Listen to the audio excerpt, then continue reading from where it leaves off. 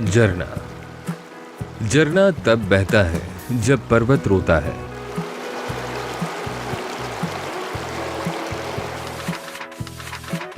ये कहानी है विश्व की सबसे प्राचीन पर्वत श्रृंखला की। दोस्तों, हिमालय यदि भारत का मुकुट है तो समझो अरावली की श्रृंखला है गहनों का हार। गिरनार पर्वत जो गुजरात के जूनागढ़ में स्थित है, हिमालय पर्वत जिसकी सीमा उत्तरी भारत, नेपाल, भूटान और चीन के बीच फैली हुई है, अरावली पर्वत जिसकी श्रृंखला गुजरात, राजस्थान, हरियाणा और दिल्ली तक फैली हुई है। आज बात ना तपोभूमि कहे जाने वाले गिरनार पर्वत की करनी है, ना ही भारत के मुकुट समान हिमालय पर्वत की, लेकिन बात उस श्रृंखला की करनी है जिसका जिक्र भारत देश के गौरव में, 4 राज्यों की जमीन पे और इतिहास के पन्नों में अरावली पर्वत के नाम से दर्ज है। यह श्रृंखला न केवल धरती की धरोहर है, बल्कि समय की परतों में बसी एक अनकही आवाज है। कुदरती आपदा हो या मानव सर्जित युद्ध, अनसुने इतिहास का अरावली एक लौता वारिस है। यहाँ की शांति में बसी सालों साल पुरानी कहानी है। धरती की धरोहर ये पर्वतों की वीरानी है, दूर तक फैला है इसकी धरा का राग। ध्यान से देखो, यहाँ हर कदम में है इतिहास का राज। बता दे कि यह पर्वतमाला न केवल ऐतिहासिक और भौगोलिक दृष्टि से महत्वपूर्ण है, बल्कि यह हमारे पर्यावरण और जीवन शैली से भी गहरा जुड़ा हुआ है, क्योंकि यह पर्वतमाला गुजरात, राजस्थान राज्य से शुरू होकर हरियाणा और दिल्ली तक फैला हुआ है। इसका कुल विस्तार लगभग 700 किलोमीटर है।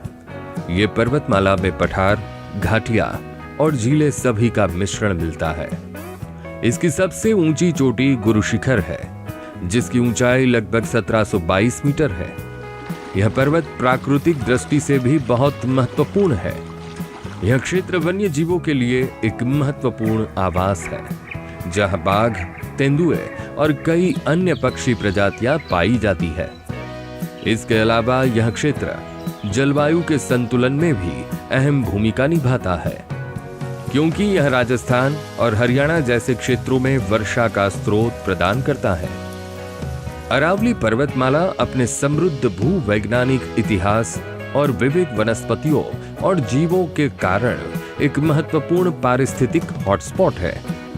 यह सरिस्का टाइगर रिजर्व और माउंट आबू वन्यजीव अभयारण्य सहित विभिन्न वन्यजीव अभयारण्यों और राष्ट्रीय उद्यानों का घर है। अरावली पर्वतमाला संगमरमर, ग्रेनाइट और अभ्रक खनिजों से भी समृद्ध है।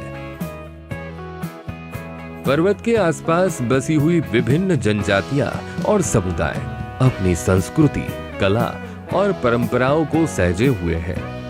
यहाँ की लोक कला और पारंपरिक भोजन भी बहुत प्रसिद्ध है।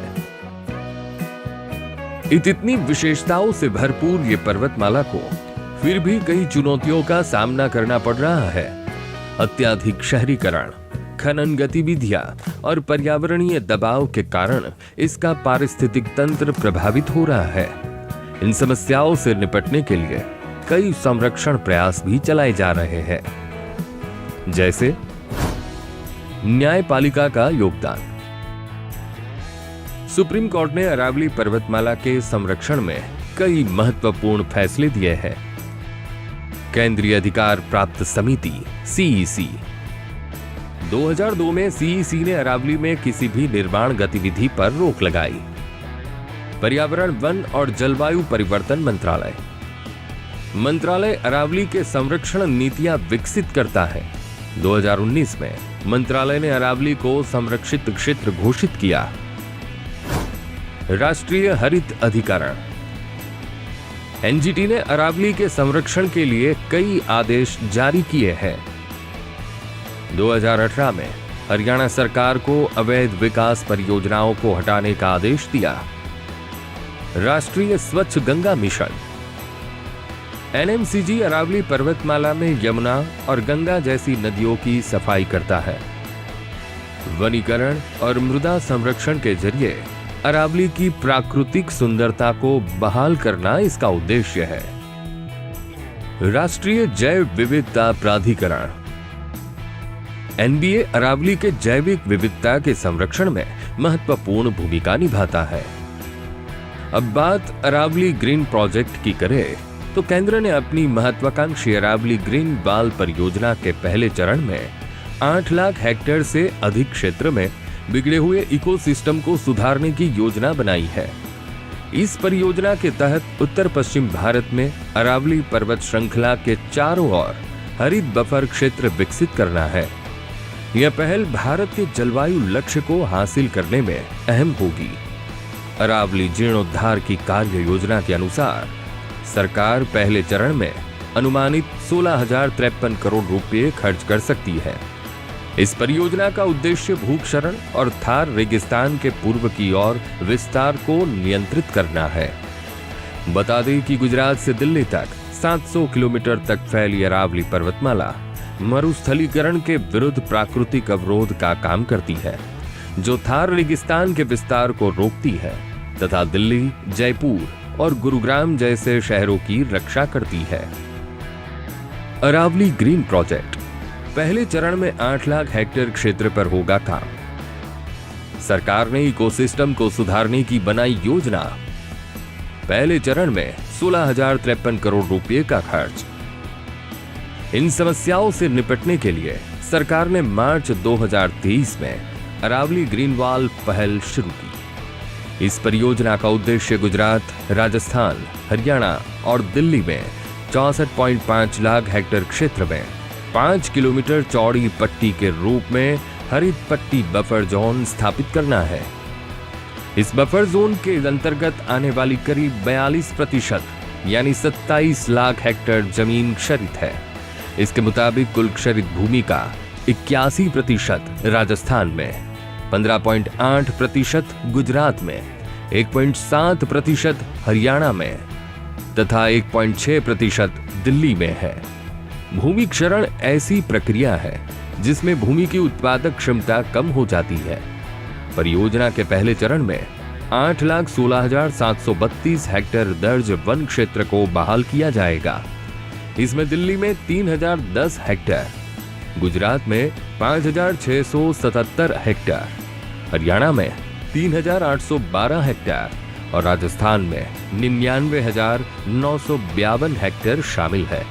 इसके तहत 2.5 से 3 अरब टन कार्बन डाइऑक्साइड के बराबर अतिरिक्त अवशोषण क्षमता का विकास होगा तथा 2030 तक 2.6 करोड़ हेक्टेयर बंजर भूमि को पुनः उपजाऊ बनाया जाएगा। 2023 में अरावली ग्रीन वाल पहल शुरू। अंत में खुद अरावली कहता है कि मेरे शिखर से जुड़ी है प्राचीन आशाएं, उस अमर आशाओं को अमर रहने दो।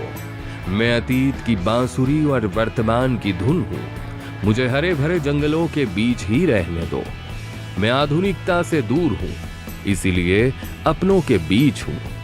मैं जहां हूं वहां ठीक हूं, मुझे अपने हाल में रहने दो। मैं प्रकृति का आशीर्वाद हूं। मैं अरावली सभी जीव आत्माओं का वास हूं। प्राकृतिक, सांस्कृतिक और ऐतिहासिक धरोहर को संरक्षित रखना हम सभी की जिम्मेदारी है। जय हिंद। कैसी लगी आपको ये जानकारी? ऐसी ही खबरों को देखने और सुनने के लिए आवाज A to Z को लाइक करें, सब्सक्राइब जरूर करें। धन्यवाद दोस्तों।